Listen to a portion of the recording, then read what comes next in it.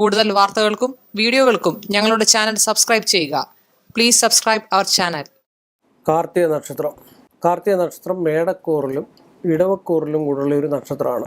കാർത്തിക നക്ഷത്രത്തിൻ്റെ പൊതു സ്വഭാവവും പൊതുഫലങ്ങളുമാണ് നമുക്കിവിടെ നിന്ന് ശ്രദ്ധിച്ച് നോക്കാവുന്നത്. കാർത്തിക നക്ഷത്രം എന്ന് പറഞ്ഞു കഴിഞ്ഞാൽ അസുരഗണത്തിൽപ്പെട്ട നക്ഷത്രമാണ്. ഈശ്വരാധീനമുള്ള നക്ഷത്രമാണ്. കാർത്തിക പൊതുവെ പറയുന്നത് കാർത്തിക കീർത്തി കേൾക്കുമെന്നാണ് പറയുന്നത്. കീർത്തി പല രീതിയിലുള്ള കീർത്തിയാകാം, നല്ലതുമാകാം, ചീത്തയ്ക്കുമാകാം കീർത്തി കേൾക്കുന്നത്. എങ്കിൽ തന്നെ പൊതുവായിട്ട് തേജസ്വിയായിട്ടുള്ള ഒരു നക്ഷത്രമാണ്. അതുപോലെ ത്യാഗ മനസ്ഥിതി കൂടുതലുള്ള ഒരു നക്ഷത്രം കൂടാണ് കാർത്തിക നക്ഷത്രം. അത് തന്നെയുമല്ല, ബലവാനാണ്. ശരീരത്തിൽ ബലം സമ്പാദിച്ചു വെക്കുന്നതിലും ബലത്തിനും അതുപോലെ ആരോഗ്യ സംരക്ഷണ കാര്യങ്ങൾക്കും ഏറ്റവും കൂടുതൽ ശ്രദ്ധ ചെലുപ്പിക്കുന്ന ഒരു നക്ഷത്രം കൂടാണ് കാർത്തിക നക്ഷത്രം. സത്യം പറയാൻ എല്ലാ കാര്യങ്ങൾക്കും സത്യസന്ധമായിട്ട് പ്രവർത്തിക്കുന്ന ഒരു നക്ഷത്രമാണ് കാർത്തിക നക്ഷത്രം.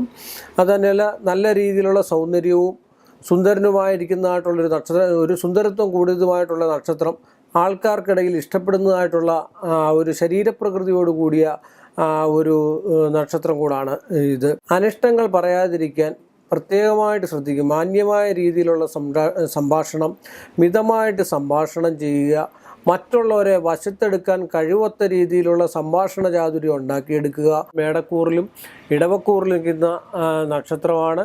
ഈശ്വരാധീനമുള്ള നക്ഷത്രമാണ്. കാർത്തിക നക്ഷത്രം കാർത്തിക ഉത്രാട ആദിത്യ ദശയിലെ ജന്മമാണ്. 3 വയസ്സ് വരെ ആദിത്യൻ്റെ ദശാകാലമാണ്. കൊച്ചുകുട്ടികൾക്ക് അരിഷ്ടാകാലങ്ങളുള്ള സമയമാണ്. 3.5 വയസ്സ് വരെ സാമാന്യന.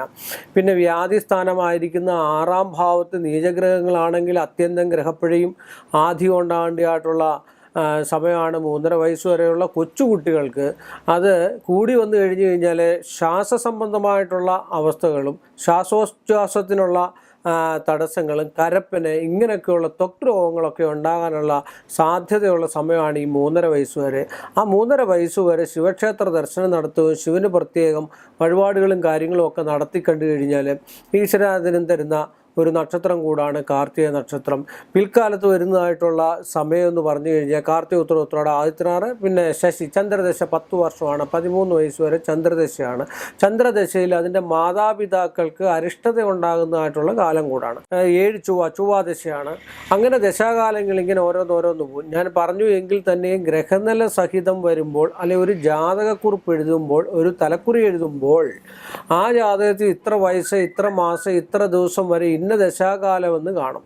അതിൻ്റെ അനുസരിച്ച് ഉള്ള പരിഹാരങ്ങൾ ചെയ്ത് മുന്നോട്ട് പോയെങ്കിൽ മാത്രമേ ആ കാർത്തിക നക്ഷത്രത്തിന് പ്രയോജനമായിട്ട് ഉള്ള ഒരവസ്ഥയും ജീവിതശൈലിയും ഉണ്ടാകത്തുള്ളതെന്നാണ് ഞാൻ പറഞ്ഞു വന്നിരിക്കുന്നതായിട്ടുള്ള വിഷയം.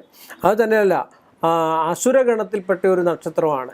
ഏത് കാര്യങ്ങൾക്ക് എടുത്തു ചാടി ഇറങ്ങത്തക്ക ഒരു സ്വഭാവത്തോടു കൂടിയ നക്ഷത്രം കൂടാണ് ഈ കാർത്തിക നക്ഷത്രം.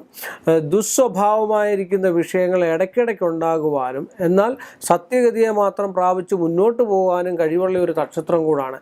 ഏത് കാര്യത്തിന് ഇറങ്ങിത്തിരിച്ചാൽ അവനവൻ്റെ അല്ലാത്തതാണെങ്കിൽ പോലും, ഏത് കാര്യത്തിന് ഇറങ്ങിത്തിരിച്ചു കഴിഞ്ഞാൽ പോലും ആ കാര്യം ഏതെങ്കിലും രീതിയിൽ, മാർഗമാണ് ലക്ഷ്യം എന്ന് പറയുന്ന പോലെ, ഏതെങ്കിലും രീതിയിൽ ആ കാര്യം സാധിച്ചെടുക്കുക എന്നുള്ള ഒരു വ്യഗ്രതയുള്ള ഒരു നക്ഷത്രം കൂടാണ് കാർത്തിക നക്ഷത്രം.